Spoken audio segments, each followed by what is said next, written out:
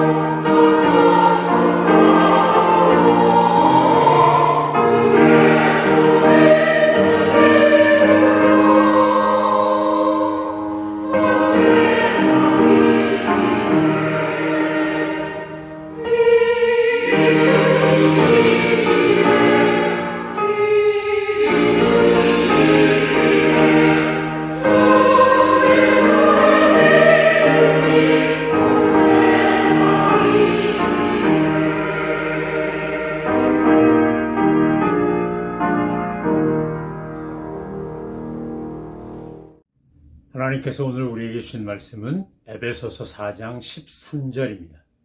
하나님의 말씀을 받들어 읽겠습니다. 우리가 다 하나님의 아들을 믿는 것과 아는 일에 하나가 되어 온전한 사람을 이루어 그리스도의 장성한 분량이 충만한 데까지 이르리니. 사도 바울은 교회 분쟁의 주된 원인이 또 가정이나 사회의 주된 원인이 이 분란의 가장 큰 이유가 자기의 자격, 역할, 책임을 깨닫지 못하는 데 있다고 여기고 교회에게, 에베소 교회에게 편지를 보내면서 우리에게 주어진 자격이 뭔지, 역할이 뭔지, 책임이 뭔지를 4장 1절부터 12절까지 아주 자세하게 그리고 분명하게 가르쳐 주었습니다. 하나님께서 누구는 사도로, 누구는 선지자로, 누구는 복음 증거자로, 또 목사와 교사로 세우신 것은 모든 사람에게 은사를 주셔서 자기의 역할을 감당하고 책임을 다하도록 하기 위함이라는 겁니다. 성도라고 부르심을 받은 사람, 성도라고 택하심을 받은 사람들은 하나님의 은혜로 구원이라는 선물을 받고 하나님께서 부르신 그 부르심의 소명을 따라 살아가도록 부름에 합당하게 행하도록 선택받은 사람이라는 겁니다. 사도 바울은 그래서 이제 에베소 교회에게 편지를 보내며 두 가지를 매우 아주 힘주어 강조합니다. 첫 번째는 하나 되기고 다른 하나는 온전해지기입니다.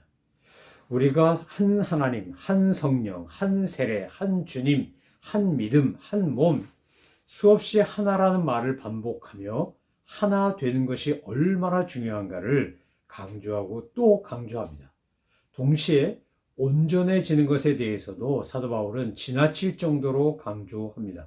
왜냐하면 온전한 성도가 되는 것이 예수님께서 우리를 위하여 죽으시고 부활하시고 승천하시고 다시 오시겠다고 약속하신 그 놀라운 하나님의 구원의 역사의 완성에 있어서 우리가 도달해야 될 목표 지점이기 때문입니다. 온전해진다라고 하는 건 어떤 의미입니까? 순수하고 성장하고 성숙하고 발전하고 그래서 완전해지는 그 모든 것들을 가리켜 오늘 에베소서에서 말하는 온전해진다라는 말로 표현되어 있는 겁니다. 특히 에베소서에서 온전한 사람, 온전한 성도라고 말할 때 이것은 머리 대신 예수 그리스도와 지체인 우리가 연합하여 하나를 이루는 것을 의미합니다.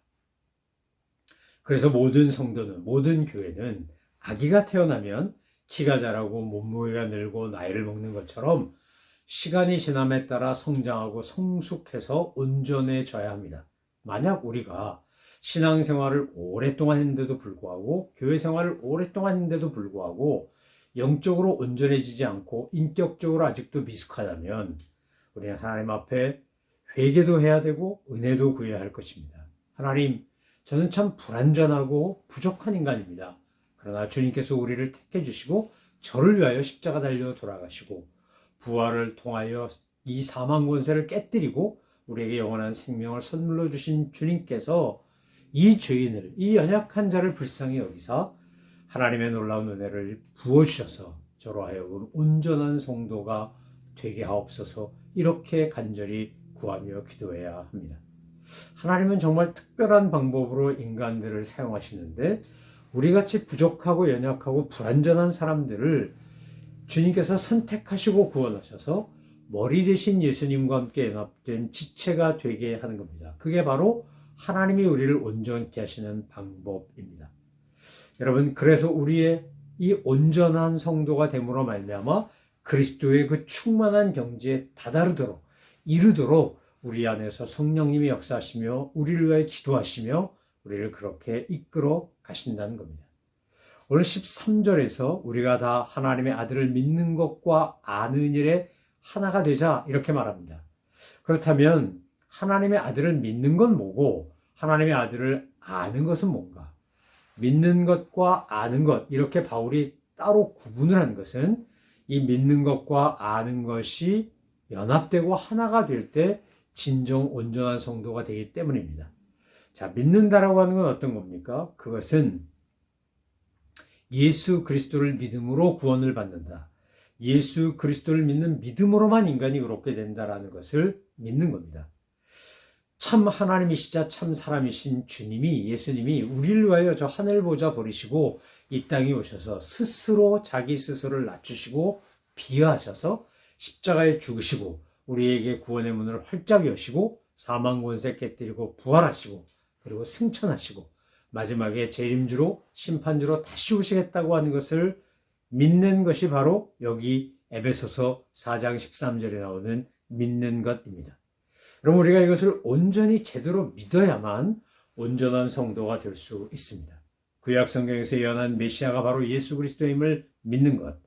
나를 위하여 주님께서 십자가 달려 돌아가시고 내가 예수님을 믿기만 하면 그 보혈의 공로를 의지하기만 하면 나의 모든 죄가 다 탕감되고 하나님의 백성으로 새롭게 거듭날 수 있다는 것을 믿는 것입니다.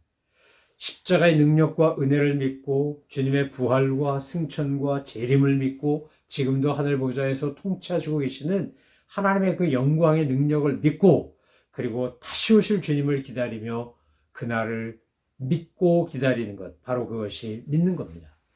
저와 여러분은 정말 성경을 하나님의 말씀으로 온전히 믿으십니까? 하나님의 말씀이 반드시 이루어진다는 것을 믿으십니까? 주님께서 초림하신 것처럼 재림하실 것을 믿으십니까? 누구든지 예수를 그리스도로 믿기만 하면 새로운 피조물이 되고 거듭난 하나님의 백성이 된다는 것을 믿으시는지요? 그것을 믿어야 합니다. 믿지 않으면 우린 결코 온전한 성도가 될 수 없습니다. 두 번째, 아는 일이라는 건 뭡니까? 아는 것은 이것은 지적인 것을 말하는 게 아닙니다. 지식이 많고 공부를 많이 하고 아는 게 많고 똑똑한 사람들은 그러면 하나님의 아들을 아냐? 아니요, 그렇지 않습니다. 하나님의 아들을 안다라고 하는 것은 이것은 체험적인 것을 의미합니다.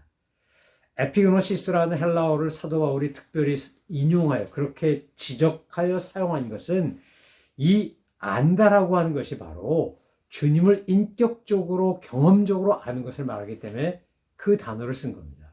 여러분, 우리가 어떤 사람을 안다 이렇게 말하면 내가 그를 책에서 보거나 정보를 또 파악하거나 그래서 아는 겁니까?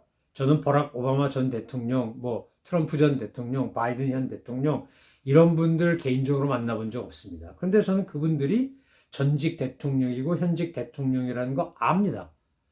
고 박정희 대통령 개인적으로 만나본 적 없고 고 이승만 대통령 제가 한 번도 독대한 적 없어도 그분들이 전직 한국 대통령이었다는 거 압니다. 그렇게 아는 거 말고 예수님을 믿는다고는 하는데 알지 못하는 분들, 정말 주님이 누구신지 어떤 분인지 제대로 알지 못하는 분들이 우리 주변에 의외로 너무 많습니다. 혹시 오늘 이 말씀을 듣는 성도님도 그런 분은 아닌가요? 여러분, 예수님에 대해서 사도 바울은 빌립보서 3장에서 자기가 갈망한다고 표현하며 이렇게 말합니다. 내가 그리스도에 대해서 알기를 원합니다. 내가 그분의 부활의 권능을 알기를 원합니다. 그 고난에 참여함을 알기를 원합니다. 그의 죽으심을 본받기를 원합니다. 바울이 빌립보서 3장에서 말하고 있는 그리스도를 알기를 원한다, 갈망한다라는 표현을 보면 예수님을 안다, 하나님의 아들을 안다라고 하는 것이 우리가 생각하는 아는 것과 얼마나 차이가 있는지 우리는 느낄 수 있습니다. 에베소서 3장 18절로 19절에서 사도 바울은 에베소 교회 교인들을 위해 기도하면서 이렇게 기도하지 않았습니까? 자, 18절로 19절 제가 읽겠습니다. 능히 모든 성도와 함께 지식에 넘치는 그리스도의 사랑을 알고 그 너비와 길이와 높이와 깊이가 어떠함을 깨달아 하나님의 모든 충만하신 것으로 너희에게 충만하게 하시기를 구하노라. 사도 바울이 에베소 교회를 위해 편지하면서 에베소 교회 교인들을 위해 기도하면서 그가 지금 뭐라고 말하는 겁니까? 여러분이 하나님의 그 넘치는 사랑, 예수 그리스도의 그 사랑을 알기 원합니다.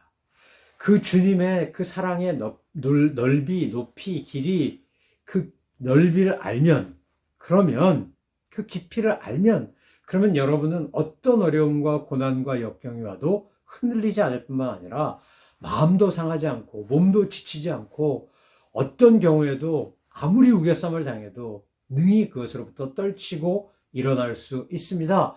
라고 말하는 겁니다. 초대교회는 우리가 살고 있는 지금 현대교회와 달리 예수를 믿는다는 것 때문에 죽임을 당하던 순교의 시대였습니다. 요즘 우리가 상처받았다, 시험 들었다, 마음이 힘들다, 아프다, 어렵다 이렇게 표현하는데 예전에 초대교회 교인들과 비교해보면 정말 우리는 그들 앞에서 지금 투정 부리고 있는 것에 불과할지 모릅니다. 그분들은 예수님을 믿는다는 것 때문에 목숨을 걸었습니다. 아니, 죽었습니다. 순교했습니다. 일제가 우리를 혹독하게 식민 지배하면서 아주 조선인을 말살시키려고 할 때 조선어 말살 정책하고 창씨개명하고 동방요배시키고 마지막에 신사참배시켰습니다. 교회와 기독교 학교를 탄압했습니다. 그때 주기철 목사님, 선영원 목사님 같은 분들이 목숨을 걸고 정말 일사각오를 외치며 그렇게 믿음의 순결함을 지키지 않았다면 아마 한국교회는 다 몰락하고 말았을 겁니다. 그때 그 권력 앞에서 다 무릎을 꿇고 타협했습니다. 홍택기 같은 분 총회장이었는데 자기가 앞장서서 신사참배는 국가행사지 우상숭배가 아니라 그러고 총회 마치자마자 가서 신사에 가서 참배했습니다. 여러분, 신사는 예전에는 천황을 신격하면서 그 천황들을 모시던 곳이었고 나중에는 전범들까지 2차 세계대전을 일으켰던 그 끔찍한 전쟁 범죄자까지 모셔놓고 위패를 모셔놓고 지금 일본의 수상부터 시작해서 참모들이 장관들이 가서 그렇게 참배하지 않습니까? 여러분, 그게 어떻게 우상숭배가 아닙니까? 그런데 정말 그리스도의 사랑을 모르고 하나님의 은혜를 모르고 진리를 모르니까 그러니까 권력 앞에 총칼 앞에 무릎 꿇은 거 아니겠습니까?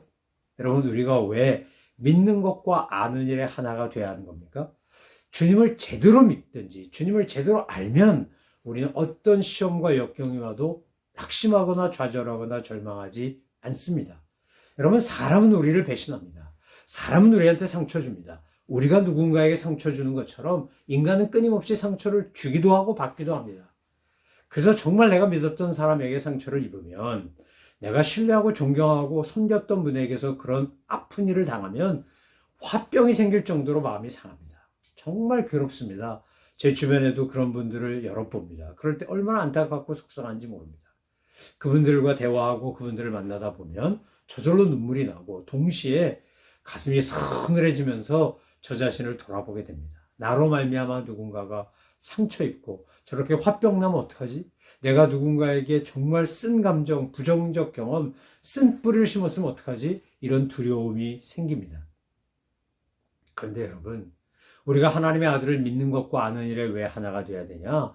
예수님을 알면 알수록, 하나님의 아들을 믿으면 믿을수록 그분의 변함없는 사랑과 은혜를 알게 되고, 그분이 나를 위해 기꺼이 목숨까지 내어주신 그 깊은 사랑, 그 넓은 사랑, 그 높은 사랑, 그 큰 사랑을 우리가 알면 사망의 음침한 골짜기를 다녀도 다윗이 고백한 것처럼 해받음을 두려워하지 않습니다. 왜요? 주의 지팡이와 막대기가 나를 안위하십니다. 여호와가 나의 목자니까 부족함이 없습니다.